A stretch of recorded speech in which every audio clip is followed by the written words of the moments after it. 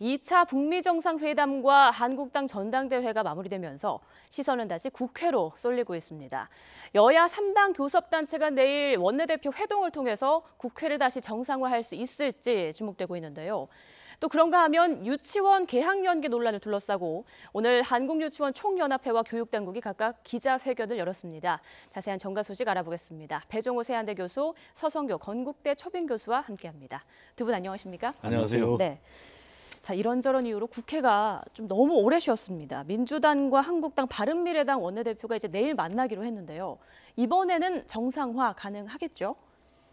아직도 장담할 수가 없습니다. 예. 그렇지만은 가능성이 더 높아 보입니다. 왜냐하면은 더 이상 명분이 없는 일 아닙니까? 그렇죠. 지금 뭐 1월 임시국회도 본회의 한번 못 열었고 네. 2월은 이제 아예 국회 문도 못 열었고 그래서 이제 3월을 맞았는데 두 달 동안 허송세월했단 말이에요.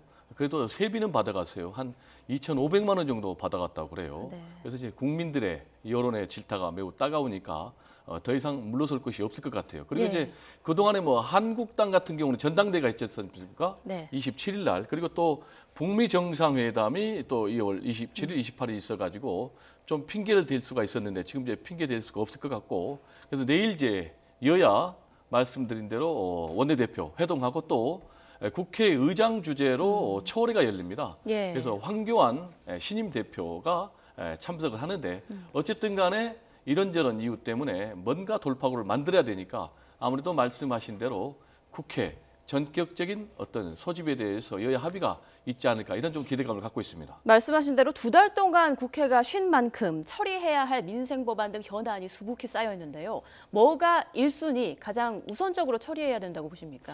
예, 지금 아까 말씀하신 대로 민생 관련된 법안들이 굉장히 산적해 있습니다. 예. 또 북미 협상이 결렬되면서 이제 안보 이슈도 등장해 있는데요. 뭐 대충 중요한 법안들이 상당히 많습니다. 내일 그 유치원이 이제 3월 4일 이제 개학을 해야 되는데 예. 개학을 하지 않는 이게 지금 문제가 되고 있는 유치원 3법 관련된 것도 국회에서 다시 한번 논의를 해야 될 필요성이 있고요.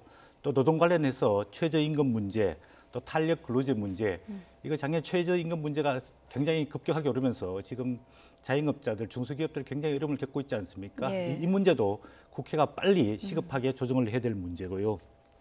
또 그다음에 우리 사법개혁을 위해서 고위공직자 수사 비리처 문제, 또 검경 수사권 조정 문제, 이것도 국회가 빨리 협의해서 가닥을 잡아야 할 중요한 문제고, 또 여권과 일부 야당들이 지금 주장하고 있는 선거구제 개편 이런 예, 것들도 맞습니다. 굉장히 중요한 또 이슈고요.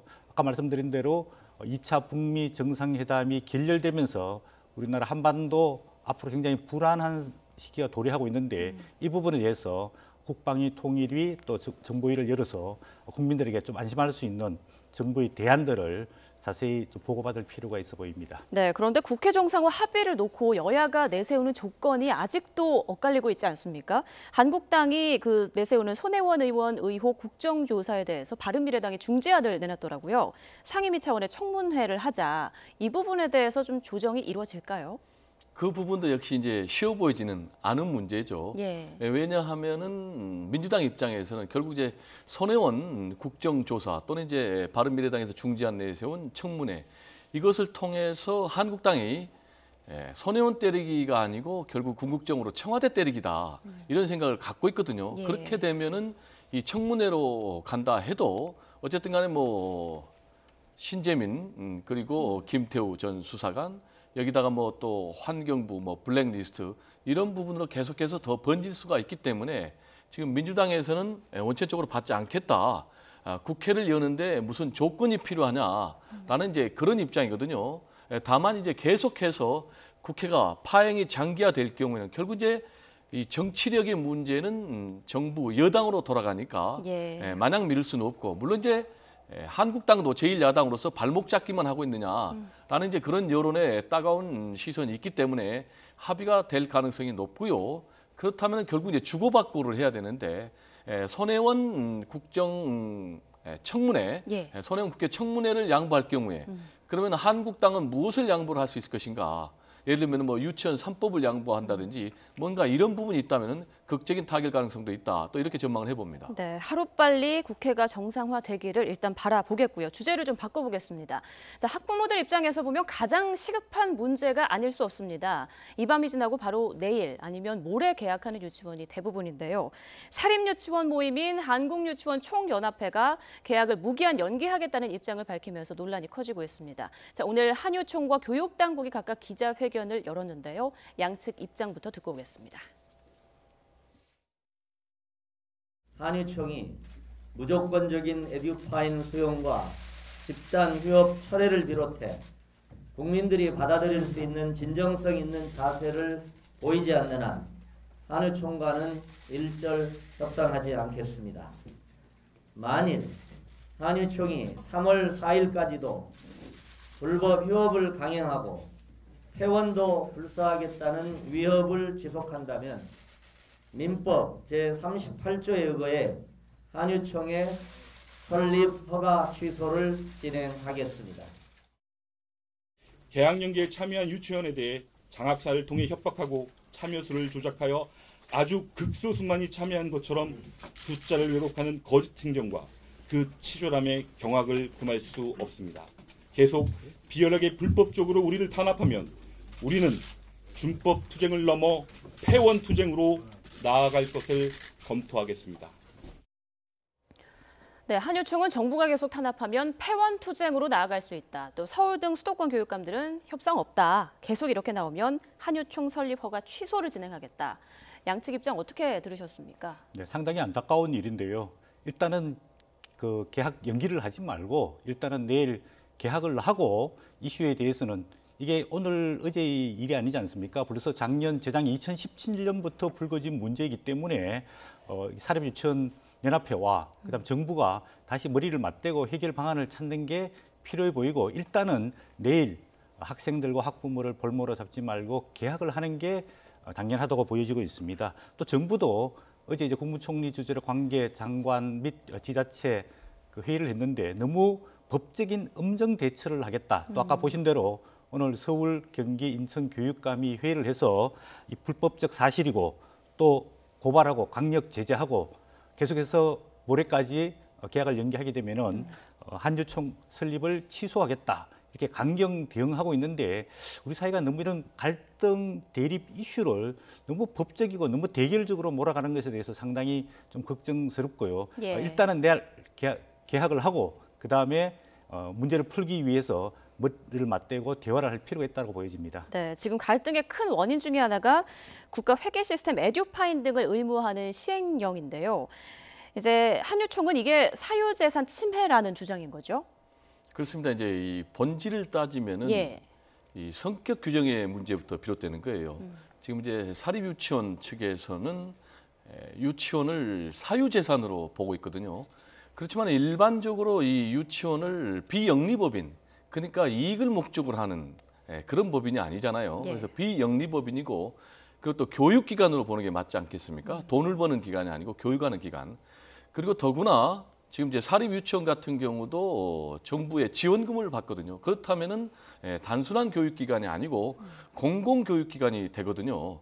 그런데 여기다가 계속해서 사유재산을 이유로 해서 회계를 국가관리 시스템에 들어가는 것을 인정하지 않겠다라는 건 좀 제가 볼 때는 용납하기 어려워요. 왜냐하면 아시는 것처럼 이렇게 문제가 되고 있는 것이 결국은 사립학교 유치원들에서 사립유치원들이 회계를 굉장히 방만하게 엉터리로 쓰면서 문제가 된 거 아닙니까? 심지어는 이제 유치원 운영비를 가지고 뭐 명품백을 샀다든지 또는 뭐 성인용품을 샀다든지 그런 게 문제가 돼서 국회 차원에서 그러면 어떻게 이 문제를 근본적으로 방지할 것인가라고 예. 해서 유치원 3법 초안을 만드는데 그게 결국 이제 통과되지 못해서 패스트트랙으로 지정을 해서 지금 계류되어 있는 이런 상태인데 맞습니다. 그러다 보니까 예. 일단 그거는 이제 두 가지예요. 하나는 이제 국가관리 회계 시스템으로 일원화하자는 것, 또 하나는 이렇게 국가관리 회계 시스템에 맞지 않게 돈을 쓸 경우에는 형사처벌한다는 거 이 두 가지인데 이번에 이제 에듀파인 그러니까 국가관리 회계 시스템을 시행령으로 넣은 것은 국가가 이 회계를 일원화해서 관리해서 엉터리 쓰는 부분을 막겠다 이런 부분인데 이걸 가지고 지금 사립학교, 사립유치원 측에서 학생들을 또 학부모들을 볼모로 삼아가지고 집단 행동을 한다는 게 좀 맞지 않고요. 이번 이제 최근에 일련의 사태와 관련해서 저는 국회의원들은 국회에 등원하는 게 맞다. 또 학생들은 학교 가는 게 맞다. 그리고 사립 유치원들은 유치원 문을 여는 게 맞다. 저는 이런 원칙론을 좀 얘기하고 싶습니다. 네. 자, 말씀하신 것처럼 유치원 3법이 여야 합의를 이루지 못하면서 이제 패스트 트랙을 태우게 됐는데요. 참 안타깝습니다. 이에 대해서 또 정치권에선 내탓 공방이 벌어지고 있더라고요. 네. 유치원 작년에 이제 국정감사 때 사립 유치원 아까 말씀하신 대로 횡령과 비리 혐의가 굉장히 많이 드러났지 않습니까? 그래서 공교육성, 공공성을 강화하겠다. 이래서 유치원 3법이 이제 개정 논의가 있었는데 예. 작년 12월 27일 날 자유한국당이 불참하고 나머지 바른미래당과 민주당이 패스트 트랙으로 지정을 했습니다. 만약에 특별한 일이 없으면은 원래 11월 22일 날 국회 본회의에 자동적으로 상정이 돼 있고 과반수 표결로 찬성을 하게 되면 통과가 돼 있습니다. 네. 이것도 굉장히 좀 무책임하다고 보여지는데요. 국회에서 여야가 좀 원만하게 현장의 문제를 제대로 파악을 하고 목소리를 듣고 이해관계를 잘 조정해서 법안에 반영을 했으면은 오늘과 같은 사태가 발생하지 않았으리라고 보여지고 있습니다. 예. 지금 이제 사립 유치원 쪽에서는 사립학교법이라든지 유아법에 보면은 사립학교를 설립하기 위한 설립자의 출연 내용과 그 정신에 따라서 사립학교를 운영하게끔 돼 있거든요. 예. 그런 정신들을 살려나갈 수 있도록 지원을 해달라, 자율성을 부여해달라 이런 입장이고 아까 교수님 말씀하신 대로 그동안에 매년 한 2조 원 가량의 국가 지원금이 사립 유치원에 제공이 되고 있습니다. 그 부분을 투명하고 깨끗하게 사용할 수 있도록 회계 관리를 일원에서 투명하게 밝히자 이런 이야기를 하고 있는데 예. 이런 두 가지 의견이 충돌하면서 오늘날에 이르렀고 정치권에서는 사립 유치원들이 눈치를 보면서 편을 들고 또 법에 합의를 못 이뤘는데 지금이라도 다시 한번 이 패스트 트랙에 올라간 세 가지 법안들을 끄집어내서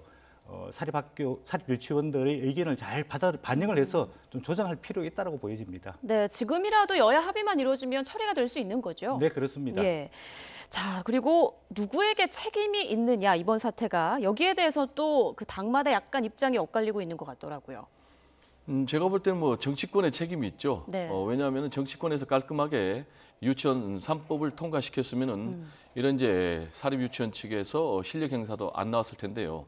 지금 이제 문제가 되고 있는 것이 아까 제가 말씀드린 두 가지거든요. 하나는 국가관리 회계 시스템으로 일원화할 것인가, 그리고 또 하나는 이 부분을 횡령이나 또는 엉터리를 사용했을 경우에 형사처벌할 것인가, 이 두 예. 부분인데 대체적으로 국가관리 회계 시스템으로 일원화하자는 에듀파인 시스템에는 한국당도 제가 볼 때 동의를 하고 있는 것 같아요. 예. 그렇지만은 이제 형사처벌하는 이 부분에 대해서는 지금 한국당이 반대하고 있기 때문에 예. 이 부분에 대해서 그럼 여야가 좀 절충을 하면 어떨까 이런 생각이 들고 뭐 한 술에 배부를 수는 없으니까 네. 단계적으로 처리해 나가는 것도 하나의 좀 지혜로운 방법이 아닌가 이런 생각도 듭니다. 예.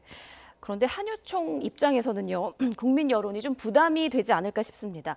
아이들을 볼모로 잡았다 이런 비판도 나오고 있고 광주지부에서는 계약 연기 방침을 철회했다라는 소식도 들리고 있는데, 자 교육부가 또 진행한 여론조사를 보니까 국민 중에 81% 이상이 에듀파인 도입에 찬성한다. 뭐 이런 결과도 있더라고요. 네, 그 사립 유치원들이 그동안에 방만한 경영과 비리, 부정, 횡령 이런 혐의들이 많았기 때문에 근본적인 문제를 제공한 것은 결국 사립 유치원 측이라고 볼 수 있습니다. 예. 그러나 전국의 모든 사립 유치원이 전부 다 횡령하고 비리를 저지르냐 꼭 그런 건 아니거든요.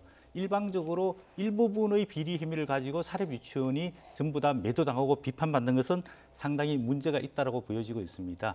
또 우리가 법에 보면은 사립 유치원 설립자들 또는 그 출연자들의 어떤 교육의 자율성을 보장을 하게 돼 있거든요. 그런 측면에서 보자면은 모든 사립 유치원의 회계를 그 에듀파인에다가 일률적으로 하기보다는 예를 들어서 국가에서 지원하는 지원금과 보조금은 에듀파인으로 관리를 하고 또 사립 유치원 설립자나 운영자 측에서 또 제공하는 또 경제적인 측면들도 있거든요. 예. 그런 측면들은 별도로 관리할 수 있는 이런 제도를 좀 도입할 필요가 있고요. 또 사립 유치원의 교사들이 공립유치원의 교사들에 비해서 굉장히 처우가 열악합니다. 이런 부분에 대해서 국가가 상당 부분 사립 유치원 그 교사들의 급여를 좀 제공해 준다라든지 또 이번에 규제하는 내용에 보면은 사립 유치원의 교육 내용에 대해서도 정부가 너무 간섭하는 게 많거든요. 유치원이라든지 체육이라든지 영어라든지 특기 교육 이런 것들에 대해 가지고 굉장히 예. 제한하는 부분이 있는데 사립 유치원의 특징들을 살리기 위해서는 교육 내용과 이런 부분에서 좀 자율권을 보장해 주면서 사립 유치원과 정부가 좀 타협을 찾아가는 게 바람직스럽지 않을까 그렇게 보여집니다. 네. 자, 정부와 한유총의 대치로 지금 애꿎은 아이들과 학부모들만 참 마음이 답답할 것 같습니다. 특히 맞벌이 부모들의 경우는요. 아이를 어디다 맡겨야 하나 굉장히 지금 답답한 상황일 거고 어디다 맡겨도 굉장히 걱정이 되고 또 아이들에게 미안해지는 그런 상황이거든요. 지금 일부 지역에서는 이 방침을 철회한다고도 하니까 밤사이에 또 추가로 철회하는 지역이 나올 가능성도 있을까요? 제가 볼 때는 말씀하신 대로 지금 뭐 예. 광주하고 울산에서 집단 대우에서 이탈하는 그런 사립 유치원들이 속속들이 드러나고 있는 것 같아요. 근데 앞으로 이제 그런 양상은 더 심화될 것 같고요. 예. 일단 이런 이탈 현상이 나오고 있는 것은 명분이 없기 때문에 그렇습니다. 사립 유치원들이 아이들을 볼모로 해서 이렇게 집단 행동을 한다는 것은 어떻든 간에 국민들이 용납할 수 없는 그런 행위고요. 두 번째로 이제 검찰에서 강력하게 형사처벌하겠다라고 네. 나오기 때문에 그런 거 아니겠습니까? 지금 검찰에서 만약에 형사처벌할 경우에 이런 부분에 대해서는 앞으로 구제도 어렵기 때문에 아무래도 사립 유치원 측에서도 좀 부담이 될 것 같고요. 그리고 이제 우리 원장님께서 사립 유치원을 일방적으로 매도를 한다라고 그렇게 말씀하셨는데 그런 차원의 문제는 아니고 지금 사립 유치원들의 회계 시스템을 어떻게 투명하게 공공성을 강화하느냐라는 문제거든요. 근데 이제 기본적인 인식이 사립 유치원 원장들의 상당 부분은 이거를 사유재산으로 계속 인정하고 있거든요. 그런데 이거는 사유재산이라기보다는 제가 아까 말씀드린 대로 이거는 공적 교육기관이다. 그런 개념에서 해야 되고 그럼 이제 이 구체적으로 들어가면 굉장히 복잡해요. 세 가지 자원이 있는데 하나는 이제 국고 보조금이 있고 정부 지원금이 있고 또 학부모 부담금이 있는데 이걸 갖다가 어떻게 해서 일어날 것이냐 이 부분은 또 세부적으로 달라지고 또 그러면 여기서 모든 걸 형사처벌하는 게 아니고 특히 이제 국고 보조금 같은 경우 더 나아가서 이제 정부 지원금까지도 유용할 경우는 또 횡령할 경우는 형사처벌하자라는 건데 예. 이 부분에 대해서 정치권이 뜻을 일치해야 되는데 지금 안타깝게도 일치를 못 보고 계속해서 난항을 보이고 있는데 예. 제가 볼 때는 이 문제는 당리당략의 차원에서 처리하면 안 되겠고 맞습니다. 정말 국민을 예. 보고 해법을 빠른 시일 내에 여야가 좀 의견 일치를 보는 게 바람직하다 이런 말씀도 드리고 싶습니다. 맞습니다. 하루빨리 해결이 돼야 되겠고요. 그리고 그 전까지 돌봄 시스템이 또 잘 마련이 돼서 학부모와 아이들의 불편이 최소화되도록 해야겠습니다. 자, 주제를 바꿔보겠습니다. 그동안 개각 얘기가 계속 나왔었는데 오늘 청와대가 발표했습니다. 이번 주 후반쯤에 개각이 단행될 것이다.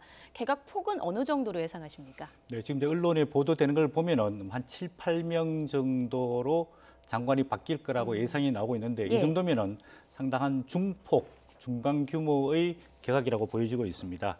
이제 문재인 대통령이 22개월째, 즉 집권 3년 차에 접어들고 있는데 국정 운영을 좀 쇄신하는 의미에서 개각이 또 필요하고 또 지금 정부에 들어와 있는 현역 국회의원들이 있기 때문에 내년 총선 출마자들을 좀 정리를 해야 되고 또 지금 이제 중반기에 접어들면서 이 정부가 성과를 내야 되는 성과 관리의 측면에서도 개각이 필요해 보이는데 상당 부분 지금 한 7, 8명 정도 개각이 거론되고 있습니다. 예. 내년에 출마 예정자로 지금 현역 의원인 김부겸 행안부 장관, 김현미 국토부 장관, 김영춘 해수부 장관, 도정한 문체부 장관 이런 분들이 이제 바뀌는 걸로 거의 이제 확정이 돼 있는 상황이고요. 예. 중소벤처기업부 홍종학 장관, 또 과학기술정통부 유영민 장관 이 두 분도 내년에 출마 예정자이기 때문에 예. 아마도 바뀔 것으로 예상이 되고 있습니다. 네. 아직 확정은 되지 않았지만 통일부 장관이 바뀔 거냐,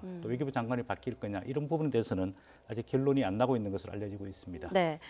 자, 진영 의원이 행정안전부 장관으로 거론되면서 검증도 이루어진 것으로 알려지고 있는데요. 진영 의원이 지난 정권 초대 보건복지부 장관을 지내지 않았습니까? 만약에 이게 그대로 이루어진다면 굉장히 파격적인 인사일 것 같은데요. 네, 상당히 이제 파격적일 수밖에 없죠. 예. 진영 의원의 이력을 보면요, 말씀하신 대로 진영 의원이 과거에 박근혜 전 대통령 당에 있을 때 비서실장도 한 적이 있고요. 네. 그리고 말씀하신 대로 박근혜 정부 초대 보건복지부 장관 했지 않습니까? 근데 이제 그때 사퇴를 했는데 결국 이제 박근혜 전 대통령하고 붙은 거죠. 격돌한 거죠. 뭐냐면 이제 기초연금을 국민연금하고 지급을 연기하겠다. 그래서는 안 된다. 라면서 사표를 던졌는데 그래가지고 결국은 이제 그 당을 떠나서 민주당으로 들어와서 그래서 같은 용산 지역구에서 당선된 그런 이력을 갖고 있는데 그렇기 때문에 이 진영 의원을 이번에 입각시킬 경우에는 코드 인사를 넘어서 탕평 인사를 했다라는 그런 평가를 받을 수가 있고요. 예.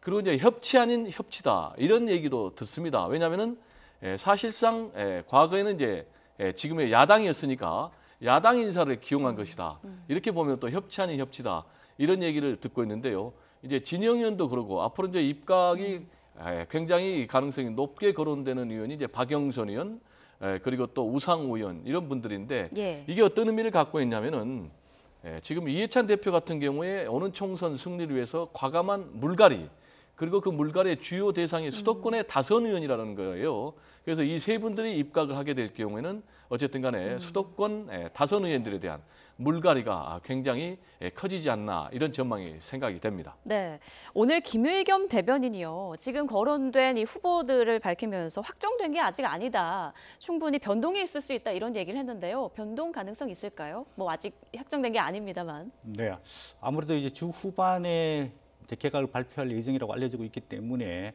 이제 보통 이제 장관을 선임하는 경우에는 단수 후보보다는 뭐 3배수라든지 4배수 이렇게 선정을 해놓고 좁혀가는 의미가 있거든요. 예. 그래서 아까 말씀하신 대로 김의겸 대변인이 단수 후보로 확정된 건 아니지만은 이름이 올라와 있는 복수 후보들이 거론되고 있다. 이렇기 때문에 이런 분들이 뭐 가능성이 상당히 있다고 보여지는데 아까 교수님 말씀하셨지만은 이번 정부의 개각은 대통령의 중반 임기 성과 관리를 해야 되기 때문에 분야별 좀 전문성을 강조할 필요가 있는데 예. 지금 예를 들어서 중소벤처기업부 장관의 한마평에 오르고 있는 박영선 의원은 원내대표하고 뭐 사선 의원이지만 사실 이게 혁신 성장, 중소기업, 벤처 이런 부분에 대해서는 경험이 그렇게 많지가 않거든요. 이런 부분보다는 좀 전문성 있는 인사를 등용하는 게 필요해 보인다 이렇게 생각이 들고요. 아까 진영 의원 뭐 말씀하셨지만은 예. 행안부 장관은 내년 이제 총선을 관리해야 되는 굉장히 중요한 직책을 맡게 됩니다.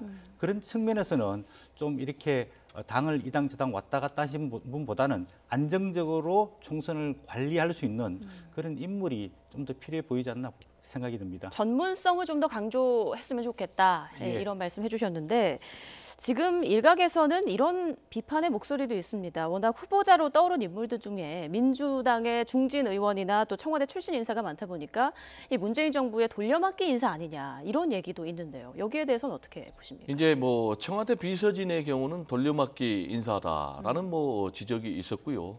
그리고 현역 의원들을 입각시키는 것을 뭐 돌려막기 인사라는 건 좀 제가 볼 때는 적절한 표현은 아닌 것 같고 예. 청와대 인사를 입각시킨 거는 지금 없어 보이고요. 그러면 이제 이번에 중진 의원들을 입각시킨 그 배경은 크게 제가 볼 때는 세 가지로 분석이 됩니다. 첫 아직 번째는 입각은 안 됐습니다만. 이제 입각을 시킨다면요. 예, 시킨다면요. 그렇죠. 첫 번째는 이제 능력을 보는 것 같아요. 왜냐하면 이제 집권 3년 차 아닙니까? 그래서 무엇보다도 성과를 내야 되기 때문에 좀 능력 있는 그런 국회의원을 중진 의원을 발탁할 그런 계산을 갖고 있는 것 같고요. 예. 두 번째는 신뢰감인 것 같습니다. 역시 믿을 수 있는 사람이 필요하거든요. 집권 3년 차에는 안정감이 굉장히 중요하기 때문에. 예. 그런데 세 번째로는 역시 청문회를 통과를 해야 됩니다. 그렇죠. 아무리 훌륭한 사람이라고 예. 그래도 청문회를 통과하지 못할 경우에는 또 공백이 생기고 그럼 이제 여론의 질타가 따라오기 때문에 그런 점에서는 뭐 의원들 불패신하다 이런 말이 있을 정도로 현역 의원들은 국회 청문회를 통과하지 않습니까? 네. 그런 점에서 지금 현역 의원 3명이 매우 구체적으로 가능성 높게 거론이 되고 있지 않나 이런 생각이 듭니다. 알겠습니다. 이번엔 자유한국당 얘기로 좀 넘어가 보겠습니다. 전당대회가 마무리되면서요. 보류됐던 5.18 망언 논란의 당사자죠. 김진태, 김순례 의원의 징계 논의가 다시 또 수면 위로 떠오르고 있는데요. 자, 황교안 신임 대표 어떤 결정을 내릴까요? 그리고 어떤 결정을 해야 한다고 보십니까? 예, 본인은 이제 법조인 출신이기 때문에 당헌 단계의 규정대로 따라서 실행을 하겠다 이렇게 입장을 밝히고 있습니다. 그럼에도 불구하고 이제 김순례 의원은 이번에 그 전당대회에서 최고위원 3위에 당선됐기 때문에 사실상 징계하기가 상당히 당에서는 부담스러워 보이고요. 예. 김진태 의원도 이번 전당대회 때 당대표로 출마해서 상당히 선전을 했기 때문에 어쨌든 간에 큰 징계, 과감한 징계는 어려워 보이는데 그럼에도 불구하고 이분들이 5.18 자체를 부정한 건 아니지만은 그걸 상당히 비하하고 폄하하는 발언을 했던 것은 사실이기 때문에 본인들의 소명을 들어보고 분명한 징계 절차에 들어가는 게 아무래도 필요해 보입니다. 네. 교수님께서도 한 말씀 해주시죠. 징계 어떻게 이루어질 거라고 예상하십니까?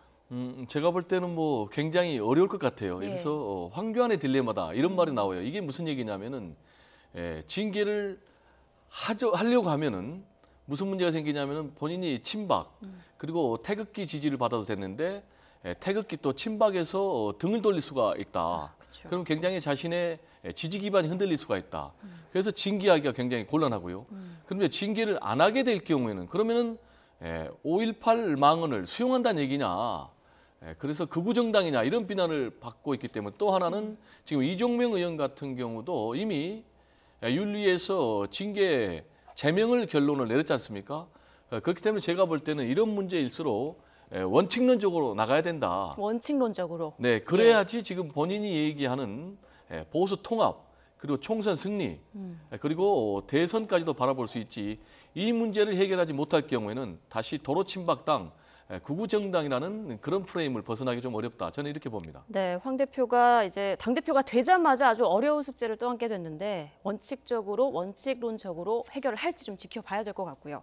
자, 그리고 당의 혁신 요직인 사무총장에 이제 한선교 의원을 내정하지 않았습니까? 사무총장이 막강한 권한을 갖고 있죠. 예, 그 정당의 사무총장은 평상시에는 예. 이제 예상과 조직 권한을 갖고 있습니다. 특히 이제 내년에 총선이 있기 때문에 보통의 경우에는 사무총장이 공천심사위원회 위원장을 맡게 되어 있습니다. 이런 측면에서 굉장히 중책이라고 알려지고 있는데 예. 이게 한성교 친박 원조 4선 의원을 임명했습니다. 황교안 대표의 대학교 후배이기 때문에 아무래도 믿을 사람에게 일을 맡기자 이런 예. 뜻이 상당히 담겨 있는 것 같은데 좀 황교안 대표가 지향하고 있는 방향에서는 조금 걸림돌이 되지 않을까 이렇게 보여지고 있습니다. 아까 교수님 말씀하신 대로 황교안 총리가 그 전당대회 과정과 또 첫 번째 회의에서 통합이 필요하다. 맞습니다. 첫 번째는 당내 소통합이 필요하고 나아가서는 대통합이 필요하다. 그리고 마지막에는 혁신이 필요하다. 그래서 내년 총선을 치르겠다 이렇게 이야기했는데 이런 황교안 총리의 총선 전략에서 본다면은 한성교 의원이 과연 그 역할을 잘 해낼 수 있을까? 좀 의문점이 찍혀진다고 볼 수 있습니다. 네. 또 한 가지는 황교안 그 자유한국당 신임 대표가 결국은 뭐 국무총리도 하고 권한대행도 했지만 결국 법조인 출신이지 않습니까? 맞습니다. 과연 이분의 정치 철학이 뭘까? 정치 원칙이 뭘까? 이런 부분에 대해서 상당히 의아해하는 분들이 많은데 이런 인선을 통해서 본인이 지향하고 있는 정치적인 비전과 예. 또 정치적인 방식 이런 것들을 보여줄 수 있는데 한성교 의원의 선임은 약간 아쉬움을 남는다고 보여집니다. 네. 자, 마지막으로 배 교수님께 질문 드리겠습니다. 자, 신임 당대표 황교안 대표 앞으로 순항하기 위해서 어떤 전략과 대응책이 필요하다고 보시는지요? 네, 저는 이제 한 세 가지를 말씀드리고 싶은데요. 예. 첫 번째로는 보수 대통합을 반드시 해내야 된다. 본인 이제 빅 텐트론을 주장을 했는데 예. 이게 구두 손으로 끝나면 안 되고 실제로 보수 대통합을 해야만이 총선에서 승리가 할 수가 있거든요. 최근에 여론조사를 보니까 예. 진보가 한 30%, 그리고 보수가 한 30%, 그리고 중도가 한 30% 정도 되거든요. 예. 그래서 보수를 대통합하지 않고는 중도 외연으로 확장할 수가 없는 그런 상황입니다. 그래서 이 중도까지 30%를 잡아오지 않고는 총선에 승리할 수 없기 때문에 그러기 위해서는 당장 지금 당내에 계파 갈등, 친박 비박의 갈등부터 극복을 해야 되고 더 나아가서는 대한애국당 그리고 바른미래당의 유승민 이 세력까지 끌어와야 되는데 과연 이것을 황교안 대표가 할 수 있을지 예. 그 부분이 굉장히 주목이 되고요. 두 번째는 새로운 개혁 보수의 정당으로 새로 태어나야 됩니다.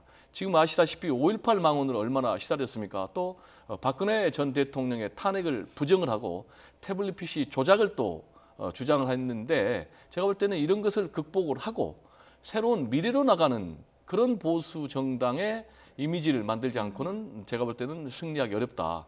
그리고 세 번째로는 역시 인적 청산, 그리고 인적 수혈이 필요한데 먼저 자신이 친박으로 지지를 받아서 됐지만은 과감하게 친박들을 청산하고 예. 새로운 인재들을 수혈을 받아야 되는데 이 세 가지를 앞으로 해내느냐에 따라서 황교안 신임 대표의 성패가 달려 있지 않나 이렇게 생각이 듭니다. 네, 여기까지 듣겠습니다. 배종호 세한대 교수, 서성교 건국대 초빙 교수와 함께 전국 소식 살펴봤습니다. 두 분 고맙습니다. 감사합니다.